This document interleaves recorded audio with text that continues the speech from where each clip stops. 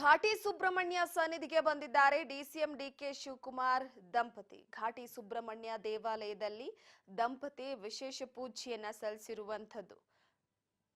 ಅಭಿಷೇಕದಲ್ಲಿ ಭಾಗಿಯಾಗಿದ್ದಾರೆ DCM DK Shivakumar ಅವರ ಕುಟುಂಬ.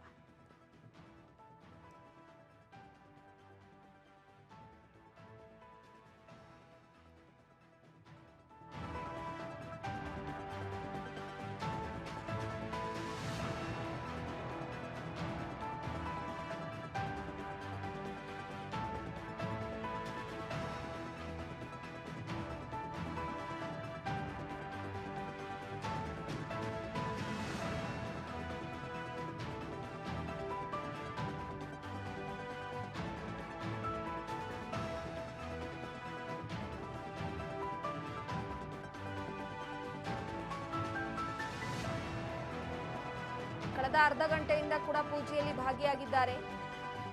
ಡಿಕೆ ಶಿವಕುಮಾರ್ ಅವರು ಅಭಿಷೇಕದಲ್ಲಿ ಭಾಗಿಯಾಗಿರುವಂತಹ ಹಿನ್ನೆಲೆಯಲ್ಲಿ ಸಾರ್ವಜನಿಕರಿಗೆ ದರ್ಶನವನ್ನ ಬಂದ್ ಮಾಡಲಾಗಿದೆ. ದೊಡ್ಡಬಳ್ಳಾಪುರ ತಾಲೂಕಿನಲ್ಲಿರುವಂತಹ ಶ್ರೀ ಕ್ಷೇತ್ರ ಘಾಟಿ ಸುಬ್ರಹ್ಮಣ್ಯ ನಾಗದೋಷ, ಕುಜದೋಷ, ಸರ್ಪ ಸಂಸ್ಕಾರಕ್ಕೆ ಪ್ರಸಿದ್ಧಿಯಾಗಿದೆ ದೇಗುಲ.